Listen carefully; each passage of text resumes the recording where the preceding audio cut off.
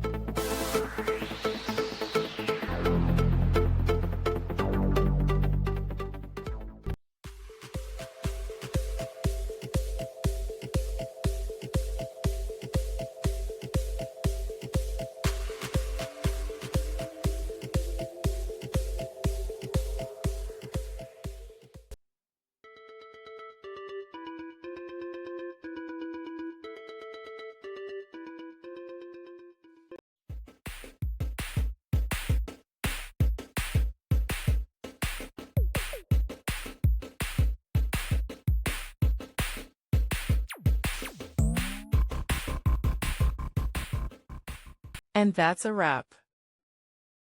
I hope you found the answer you were looking for. If you did, take a second to hit that subscribe button. It really helps out. And let me know in the comments which solution worked best for you. See you next time in the Debug Zone.